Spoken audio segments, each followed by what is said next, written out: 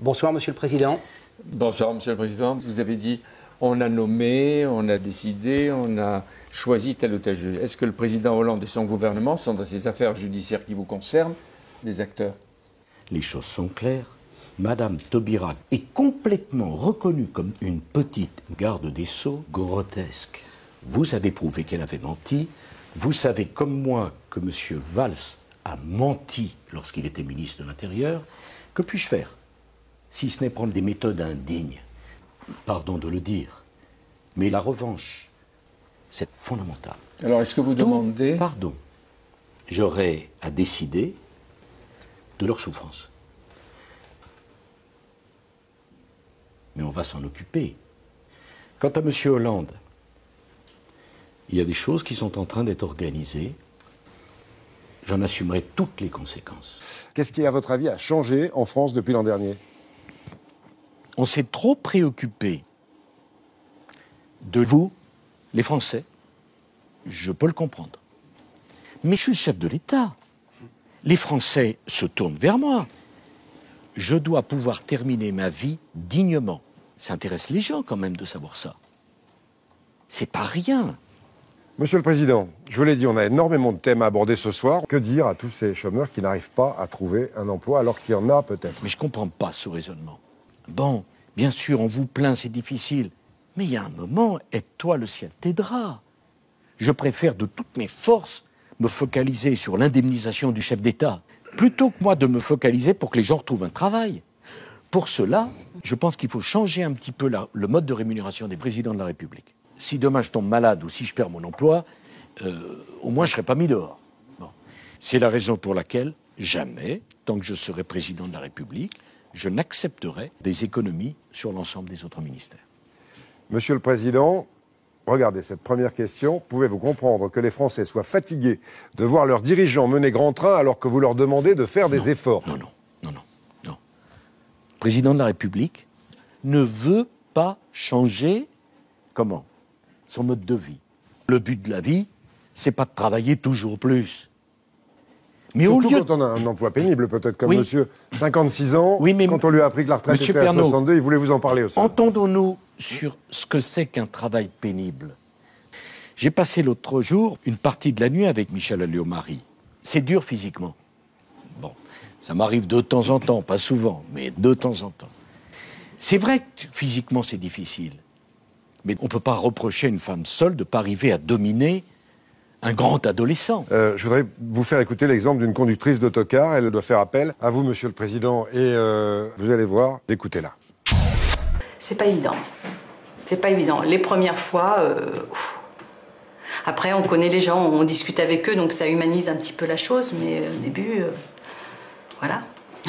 On se dit, bah oui, bah moi aussi. Qu'il n'y ait pas d'ambiguïté, il n'y a là qu'une attitude courante qui a été développée des dizaines et des dizaines de fois par les responsables politiques. L'époque a changé, M. Pernaut. La campagne électorale a déjà commencé avec un candidat qui s'appelle François Hollande, qui représentera... M. Pernaut, qu'il y ait des brebis galeuses, comme dans tous les corps, elles doivent être sanctionnées. Donc je dois agir. Et puis on verra le moment venu. Mais là, vous dites, ça viendra le moment venu. Tous les candidats doivent être sanctionnés. Tous. Concrètement, ça peut être quoi? Ça peut aller jusqu'où, dans votre esprit? Ils savent que 5% d'entre eux termineront l'année soit morts, soit blessés grièvement.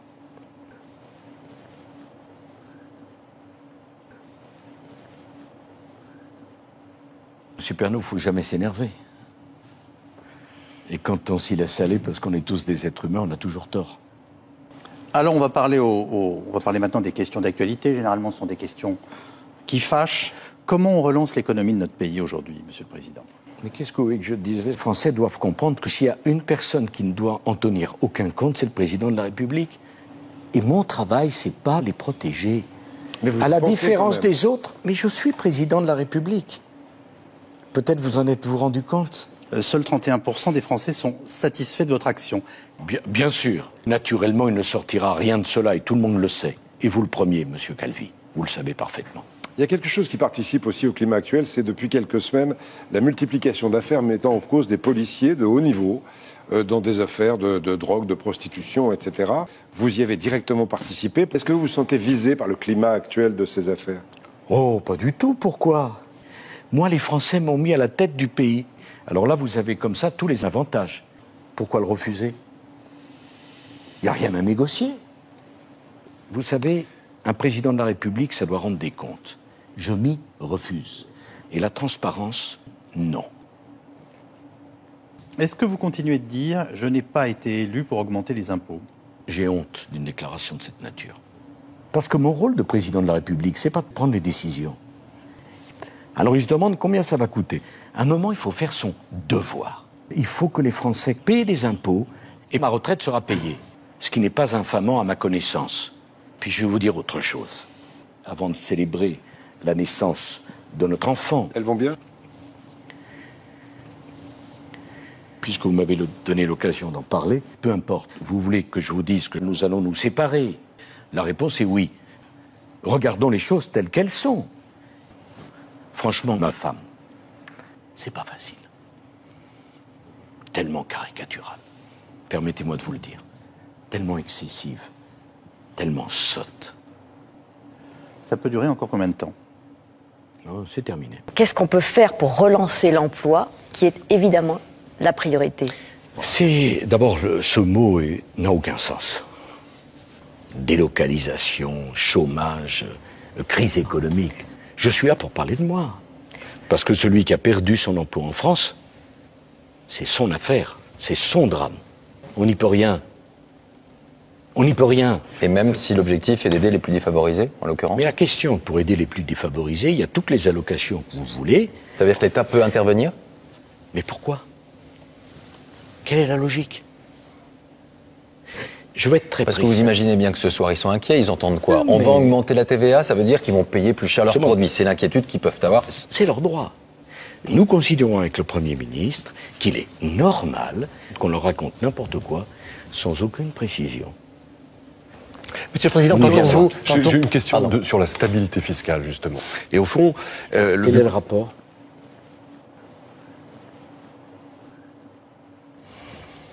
Alors, Monsieur le Président, est-ce que vous avez des regrets, j'allais dire, sur ces presque 5 ans qui se sont écoulés?